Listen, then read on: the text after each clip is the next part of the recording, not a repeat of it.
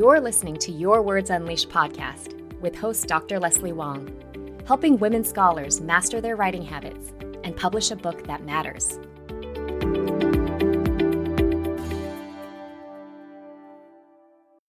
Today, I am happy to welcome Dr. Cullen Merritt onto Your Words Unleashed podcast. Dr. Cullen C. Merritt is an associate professor and research director of the Institute for Public Leadership in the School of Public Policy at the University of Maryland. His research explores how managers across industries drive performance to achieve public impact. This includes a book project examining how organizational norms can undermine the missions of public organizations, with a particular focus on public higher education. A native of Texas, Dr. Merritt earned his PhD in public administration and Master of Public Administration from the University of Kansas and a Bachelor of Arts in Political Science from Texas A&M University. So I invited Cullen on today to talk about ideas he introduced in an opinion piece that was published in Inside Higher Ed on March 17th, 2025. And it was called Against Service Shaming. The one-sentence synopsis of the piece is, discouraging and devaluing faculty participation in service undermine the public impact of universities. Wow. I think this is such an important and underexplored topic, and I wanted to know more about it and what can be done to address this issue. So, welcome, Cullen. Thanks, Leslie. Glad to be here.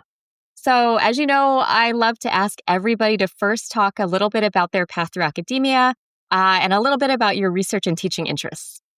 Absolutely. So I really want to start at the very beginning because I've been blessed that serendipity has played a huge role in my life.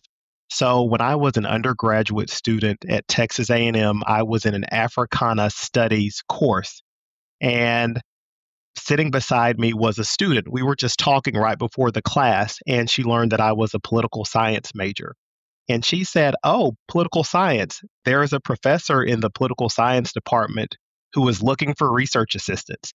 So I ended up reaching out to this professor, and he ended up hiring me as a research assistant in my sophomore year. And it was really transformational for me.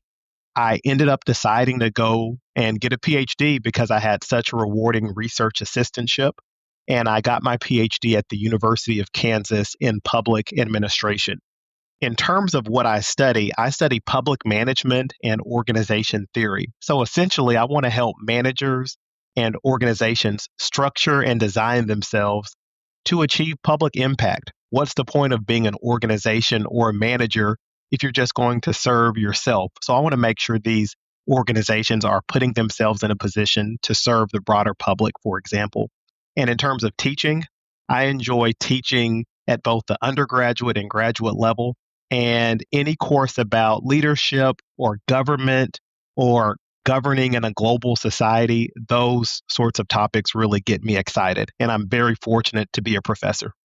I'm so glad to hear you say that because, a lot of professors these days are feeling pretty burnt out. And one of the reasons I think you've really highlighted in your opinion piece is this concept of service shaming. And it really captures something that a lot of faculty feel, but don't necessarily have a name for, don't necessarily understand in a more systemic way. So what exactly do you mean by service shaming? And also what led you to study it? Yes. So service shaming is the act of discouraging or devaluing faculty participation in service work. So faculty members at research universities have three primary responsibilities. They're expected to engage in research, teaching, and service. But for whatever reason, research is first place, then teaching is second place, then there is a huge drop. And then service is third place. And because it is third place, faculty are expected to really do as little of it as possible and to focus the majority of their efforts on research. Now, I started studying this for a couple of reasons. One is because I experienced service shaming at my prior academic institution. I should say that I had a great relationship with folks there, but I nonetheless experienced service shaming. And this came in the form of feedback on an annual review. So I got praise on this annual review when it came to research, teaching, and service, but there was an additional comment in the service section that stated, for the purposes of getting tenure, you may need to scale back in your mentoring of students outside of the classroom. Wow. And this really puzzled me because I felt that I was meeting and exceeding the requirements associated with my job first and foremost. But Hmm. when it came to service, I always felt that universities were here to serve people, in this case, students. So to be criticized for leaning into serving a population that universities exist because of, it felt really contradictory to me. And it really puzzled me because I felt I was being criticized for doing something that was tied to my job responsibility. The second reason I started to study this was because when you look at the mission statements of universities, they all say in some form or fashion that universities are here to research, to engage in discoveries that serve the public, to teach, and to serve, to ensure that the work that we are doing is being transmitted into the broader public. Hmm. That mission typically trickles down into the promotion and tenure standards that guide the work that faculty do. So there was huge misalignment there to me. Why are we discouraging faculty members from engaging in service when all universities, if not all of them, most of them are anchored in the tripartite responsibilities that should govern what we do: research, teaching, and service? So that misalignment puzzled me. It did not make sense to have mission statements and documents value service, but then to be a part of a culture that essentially said my service does not matter. And I don't think this is some isolated thing where it's just me. If you walk around the halls of the academy and you speak with faculty members, one of the common threads is that we all know that service is devalued. We all Hmm. know that service does not matter as much as the other responsibilities that faculty and universities are supposed to carry out. They may say on paper that it matters, but in practice, we do not have cultures in the academy that support and empower and value service. Well, especially at Research One universities, right?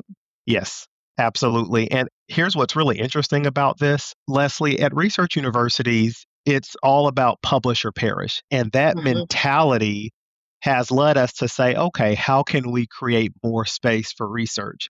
And we do that by kicking service to the side. But if you take a hard look at service, service actually empowers research. When we engage in our community, for example, when we ensure that the research that we do is infused within the broader community, we learn from the broader public.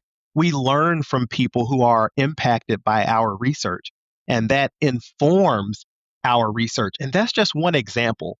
In my belief, I think that research, teaching, and service are inextricably linked. They're synergistic with one another. So when you say that service doesn't matter, what you're also saying indirectly is that research doesn't matter. Because, in my Mm. opinion, service can help elevate research. And quite frankly, it should.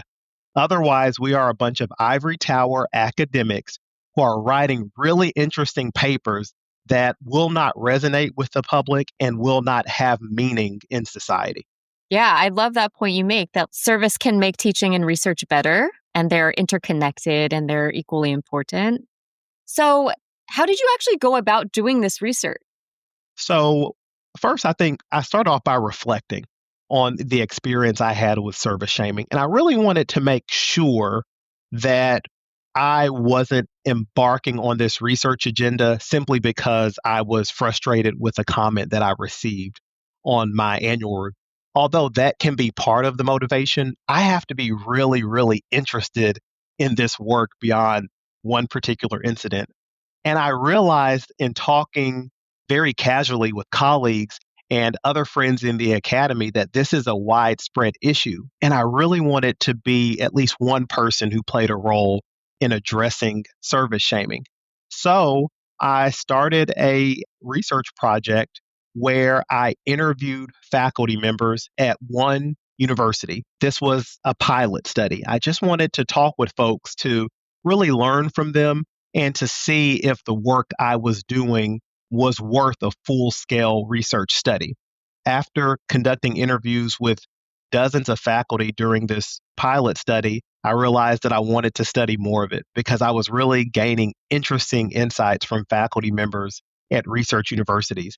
In my second wave of interviews, I ended up interviewing many more faculty members across two additional universities. And by the end of my data collection, I had interviewed 119 faculty members Wow. across three research universities.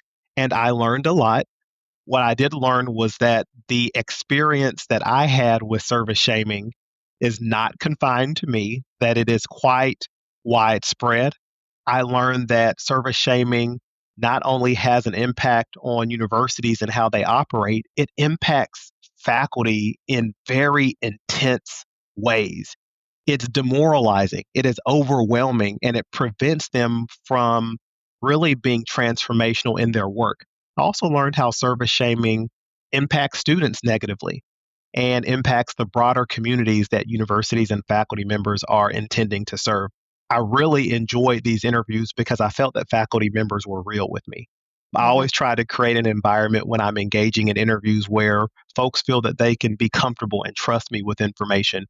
And because of that, the vulnerability that faculty members engaged in when they were sharing their insights led faculty members at its worst to cry and even Hmm. break down because service shaming really affected them in such a deep way. And they felt that they were being stifled as people oftentimes, Hmm. mainly because when universities devalue service, they may be in turn devaluing the people who are performing the service as well. So I learned so much from these interviews. That is a fantastic point. It's definitely a big part of why a lot of people go into this work in the first place. And I just realized like some of the people listening may or may not be faculty members yet. And I know when I was a grad student, the idea of service was very fuzzy. So, what qualifies as service, even? Yeah, that's a great question. I think faculty members have a hard time defining service. Service can refer to any activity that extends beyond research and teaching that helps universities operate. So, there is service to one's campus. So, there may be a committee or an initiative to, say, support students that would constitute service. There's also service to one's discipline. Faculty members are in different academic fields. I'm in public administration. So I oftentimes serve by reviewing journal articles that end up being published and having an impact on society, or mentoring PhD students to become scholars and to be transformational in their own right. And then there's also, importantly, service to the broader public. And this is what really excites me because this is where we take our research and infuse it into the public. Maybe we have research findings that can inform how government operates or how a nonprofit organization operates. Or maybe there is a pressing societal issue that requires expertise from a professor to address that issue. It could be homelessness, it could be climate change, it could be a global pandemic. Hmm. Those are the types of things that service centers on. Okay. Thank you so much for clarifying. So, it's basically anything that's not research and teaching and is meant to serve the public. Yes. And I'll provide a really good example of this. We all remember the COVID-19 pandemic, Oh, yeah. and it was scary stuff. We're all on Zoom calls, we're trapped in our homes, we're walking the streets wanting to avoid any possible human contact, and we were all eagerly awaiting a vaccine. So, research is what created the vaccine.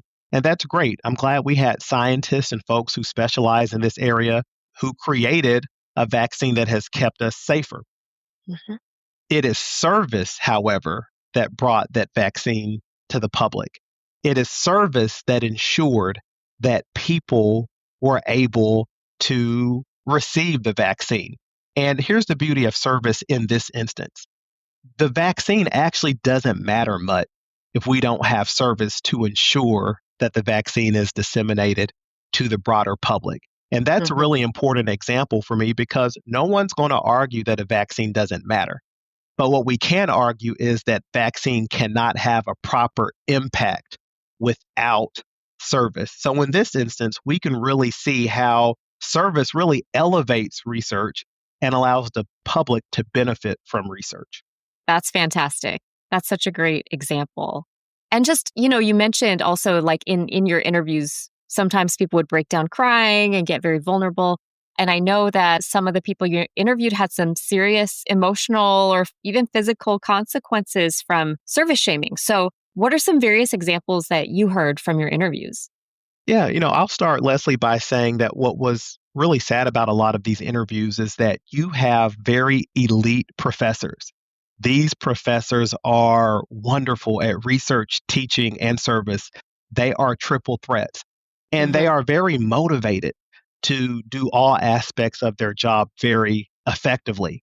And so when I was speaking, and I have two examples that I'll share. One example of a triple threat was someone in the study I named Rihanna. And she really cared about her research, but she did not want her research to solely be consumed by faculty members. And so she wanted to create public facing publications. These publications would be spoken in layman's terms, language that is easily palatable. It would be work that the public would be enticed to read, perhaps because it was not some long scholarly article. And when she was preparing to go up for promotion and tenure, she was essentially told that you got to stop the service publications. These service publications don't count, they don't matter. And for Rihanna, who was very much committed to public service, it angered her deeply. She said that it led her to rage and it exacerbated health problems that she was experiencing. So, in this instance, we really see how devaluing service is an attack or can be perceived as an attack on who you are, on your values, on the things that you care about. And in this case, Rihanna cared deeply about ensuring that her research was connected to the broader public. In another example, there was a professor who I named Kendra. She was deeply committed to social equity. I conducted interviews just in the years after George Floyd was murdered, Mhm. and universities really cared deeply about social equity, and she cared about social equity. Well, she was an assistant professor, not yet tenured, and she wanted to devote a lot of her time engaging in service to ensure that her academic unit was being socially equitable. And she was told basically, it's publish or perish. You need to focus on your research. Mhm. Don't worry about all of this service stuff. And I believe she stated in her interview, and I'm somewhat paraphrasing here, that she was resigned to the fact that if she is doing it the wrong way in the eyes of other folks, then she would just have to fail at her job. She was very motivated to live according to her values, and she would rather live according to her values and risk not getting tenure than get tenure and not value social equity through service. So we see two examples here, and in both cases, the future of their careers were impacted potentially, right? You have folks who, again, deeply care about their work. They're very motivated to engage in all aspects of their job.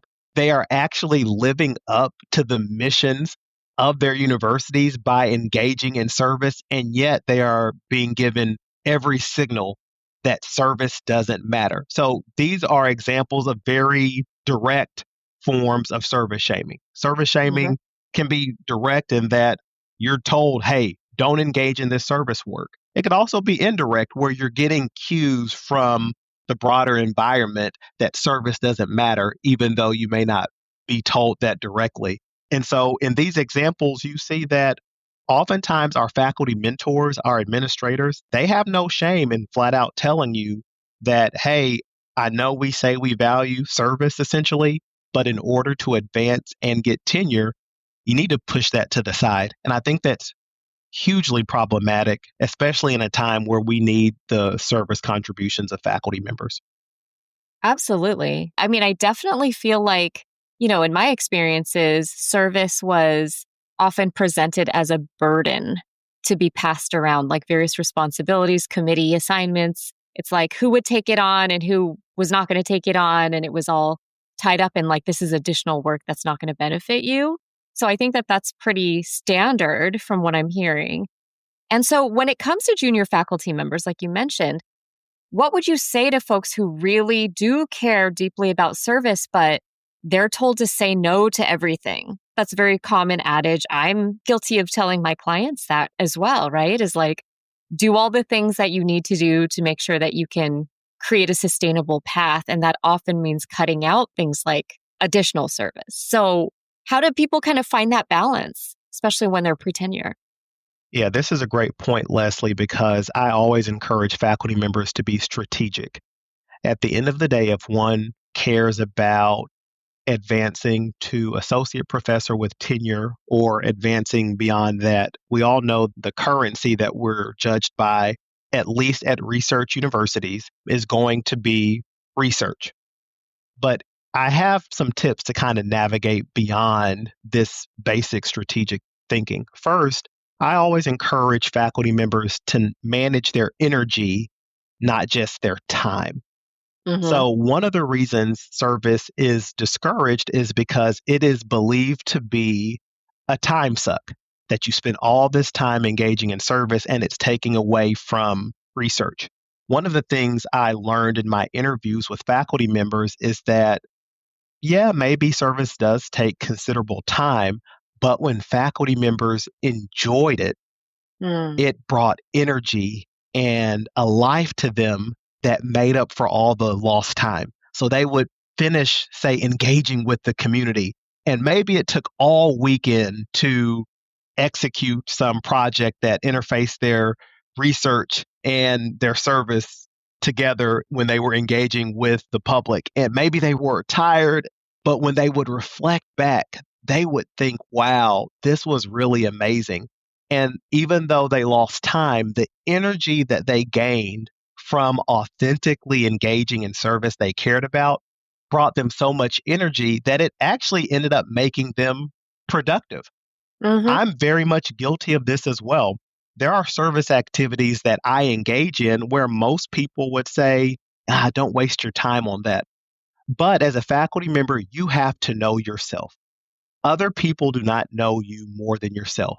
If you find that this is something that gives you joy, if you find that this is something that perhaps allows you to integrate your research, teaching, and service, if it gives you energy, then be strategic in how you carry it out, but pursue it because the energy that you will gain from being authentic in a service space will actually elevate you in your job and you'll become more productive when it comes to research, teaching, and service. Next, I would say always look for intersections, right? I think research, teaching, and service can coexist effectively. And when faculty members are strategic in ensuring that when they're engaging in service, that their research and teaching also benefit, then what you'll find is that not only do they become better scholars, but all aspects of their responsibilities become informed by another responsibility. The service informs the research from there informs the teaching, and so on. And next, this is very important. I think it's so critical for faculty members to find their people. Mm-hmm. We do not have to be stuck in our academic departments engaging with the faculty members we see every day. And even if you have the most amazing faculty members that you're colleagues with, even if you have the most amazing mentors who are guiding you within your academic unit, make sure you are get out across campus, connect with other people, get involved in an academic association or a conference that interests you, and find people who empower you to be yourself. I've been very fortunate to be tied to academic associations and connected with folks across campus who see what I care about and they tell me, do not make yourself small. If service is something you value, then you pursue it. And so we don't have to accept negativity. We don't have to accept people coming to us and saying that service doesn't matter. We can be very proactive in ensuring that we're finding people that uplift us and that support us, and perhaps most importantly, care about us as people and not just scholars.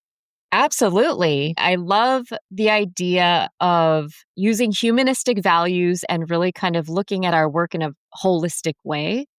And how do we integrate all of the different pieces so that one is not seen as taking away from the other, but it's actually adding value to the other? And I think that that's a really, really big, almost like a mindset shift for the academy.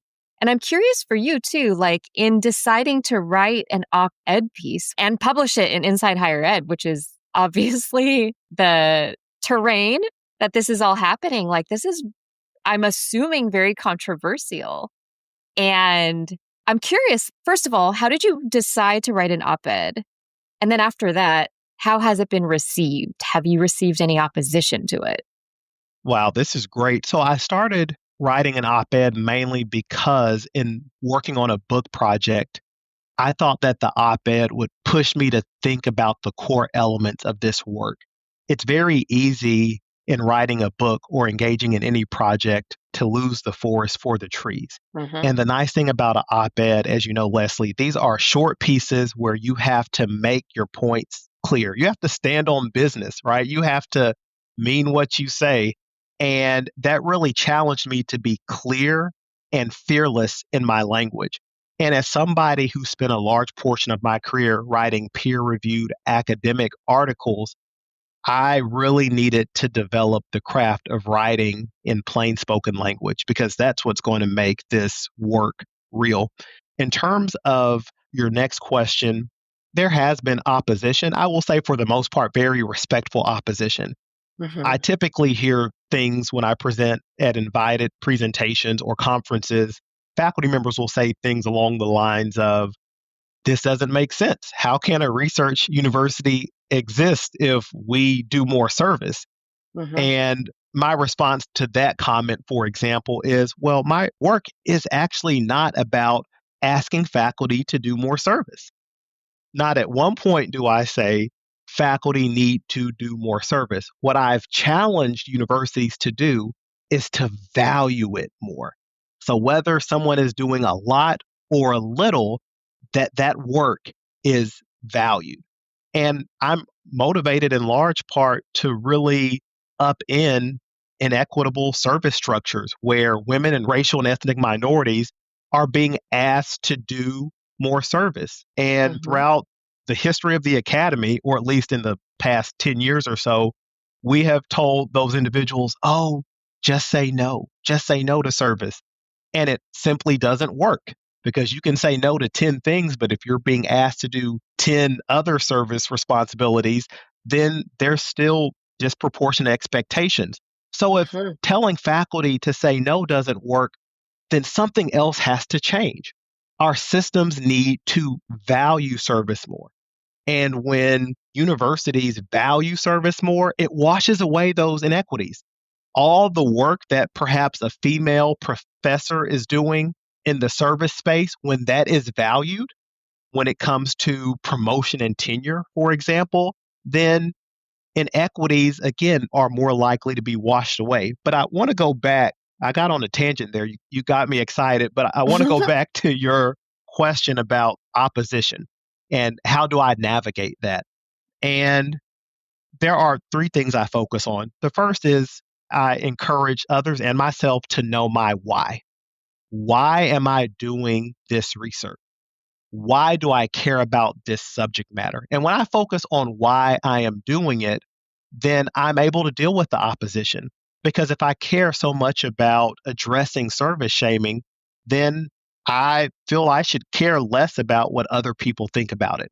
My goal is to focus on my why and to ensure that service in the academy is being valued. And I welcome the criticism or disagreement that comes from that. Next, you have to know your who. Who are you wanting to impact, right? I'm wanting to impact faculty members. I'm wanting those who engage in service to be honored and recognized and valued for the necessary work they are doing to uphold our institutions and to shine a light on how universities can serve society.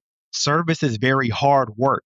And I want that motivated faculty member who does not feel that they're being valued to be valued. I want that student who is a PhD student who is considering joining the academy, but is thinking, man, I don't know about this because all the service I care about, all of this work would not matter. It would not be valued. I'm doing it for them. And then lastly, I think it's always important to not push away those who confront your research in a negative way. I believe that it's so important to use different perspectives as a learning opportunity. So even if folks are saying, man, this is controversial, how dare you study this? What you're studying is never going to work.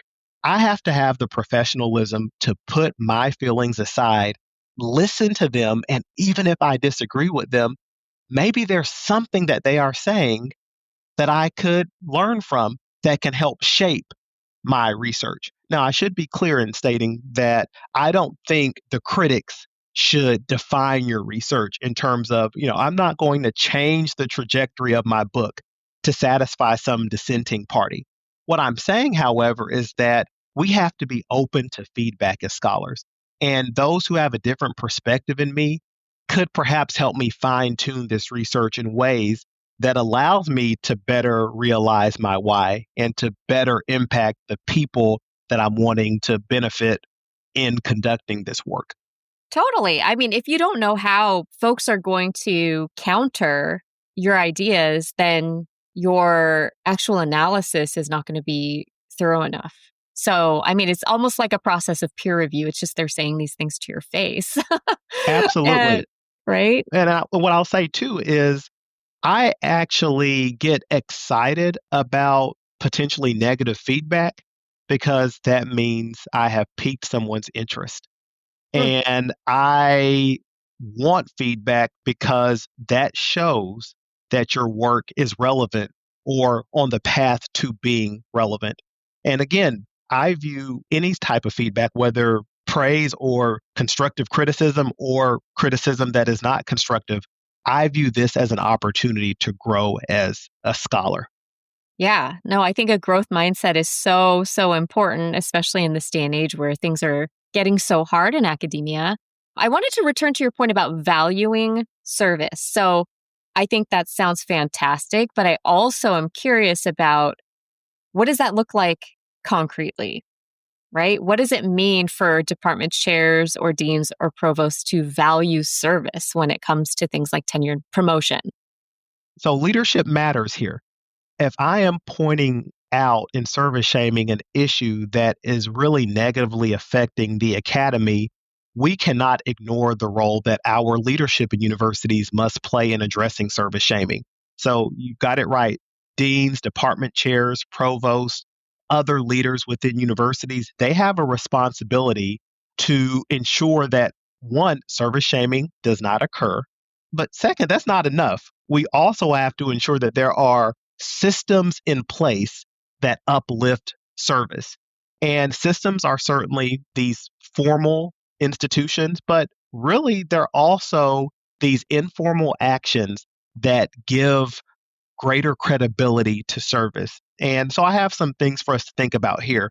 First, one of the things that leaders can do is to make sure that their language values service. So this could be something as simple as when you're department chair or dean, for example, ensure that in faculty meetings and conversations, in emails and dialogue, that you're uplifting service just like you're uplifting research and teaching. That sends a signal that it matters. Oftentimes, we could have a dean who cares deeply about service, but if they never talk about it, if they don't make it a part of their daily communications, then the signal that they are sending into the broader environment is that service doesn't matter. So we have to watch how we speak and value our communication in uplifting service. Next, hiring matters. Even at research universities, we need to ensure that we are hiring faculty members who care about all three components. of a university's mission. And this requires vetting. This requires thoughtful reflection when we're hiring. We should just not hire an all-star researcher just because they're an all-star researcher. They need to be someone who also values service. And what might this look like in practice?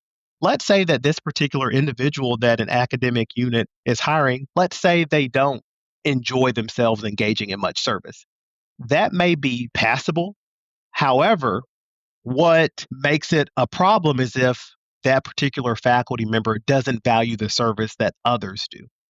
So Hmm. I'm not sitting here saying that everybody has to engage at the highest levels of research, teaching, and service.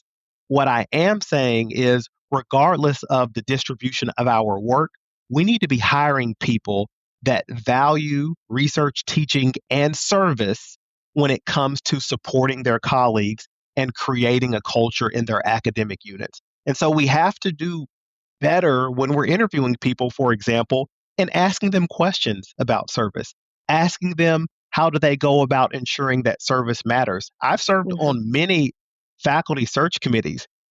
We talk about the research that faculty members do, the teaching that faculty members do, but service rarely comes up. We have to change that. Next, I would say that we have to ensure that PhD students are socialized to value service. So, the thing about devaluing service is it doesn't just start when faculty members are at the faculty stage. We start getting signals pretty early on as PhD students that we should Mhm. not be dedicating our time to service. So, we need to ensure that in our courses, in our conversations with PhD students, that we are shining a bright and positive light on service and all that you can do with service. While there are committees that are valuable, even though oftentimes faculty members criticize committees, service can extend far beyond committees. As I Mhm. stated earlier, service is also about how we can impact the public. So, if we could ensure that our PhD students know what service is, know how broad it can be, and if we teach them how to value it, then we are creating a pipeline of people who can give service a bright future in the academy. And lastly, it's important that we all call service shaming out and respectfully, of Mhm. course.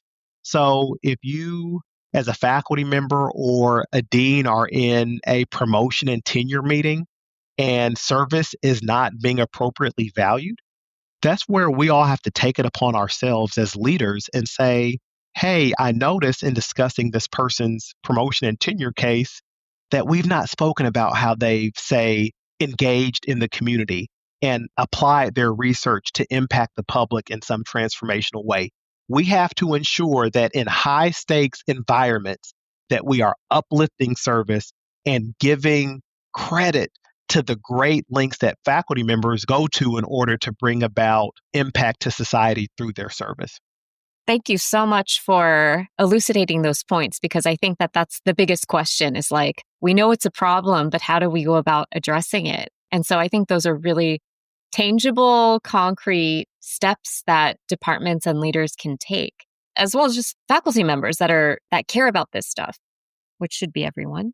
But I have one final question for you that is bigger than the academy. So we are in a moment where higher ed is clearly under attack. There's a lot of societal distrust of academics, of knowledge, of science. And I'm curious about your thoughts about how service might help universities actually start to regain public trust. Yeah, that's a really great point. So, Leslie, I don't think the general public knows what we do. I think when it comes to being a faculty member, the general public, and this is not their fault, but whether it be watching TV or seeing other caricatures of professors elsewhere, there is a very narrow mindset when it comes to the great work that faculty members do. Now, we can sit here and blame it on the public. We can say they Mm. should be reading more about what we do. They should know more. They should not make assumptions about what we do. But I actually don't think it's their fault. I think it's the academy's fault. And one of the things that service does is it gets us out into the community, right? At least service to the public does. It allows us to interface with society. It allows us to interface with common people who otherwise may not be interested in the work of the academy. And I think of many areas where this is happening right now. It could be in the health field or in education or in my field, public administration and public policy. Faculty members are getting out into the community and doing great work, and we need to do more of it.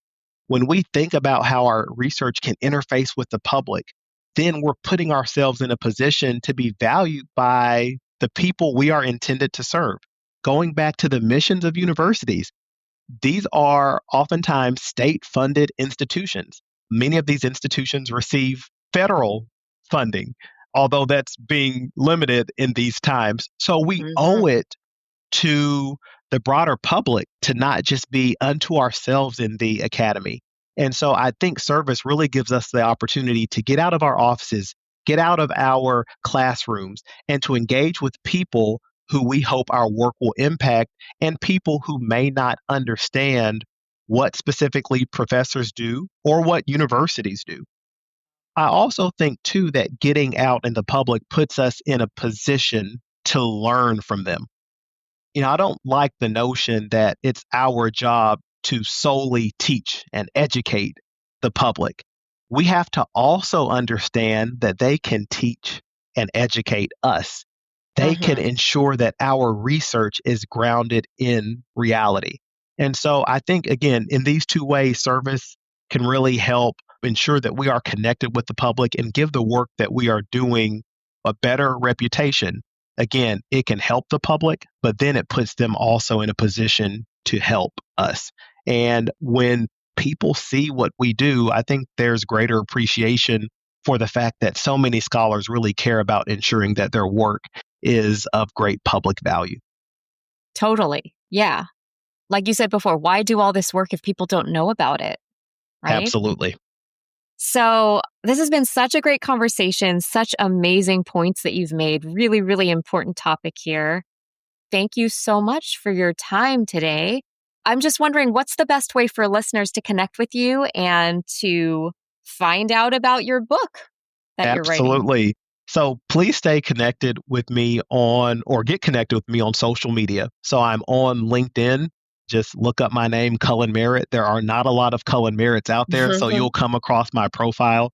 And I'm also on Blue Sky. And then lastly, I would also encourage you to go to my website, cullenmerritt.com. So CullenMerritt.com. And you'll get, in addition to, my email address, you'll get to see a lot of good information about the work that I'm doing in my biography, my resume/CV, and in other components that are on my website. So you can find me there. Fantastic. So listeners, connect with him, follow him. I'm sure your book is going to really make a big splash.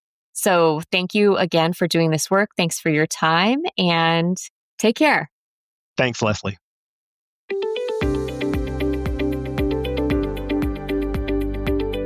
Thanks for tuning in to Your Words Unleashed podcast. If you enjoyed this episode, please share it with other writers or leave a rating and review. To find the full transcript and catch all the latest from me, check out my website, yourwordsunleashed.com. I'll talk to you next time. Happy writing.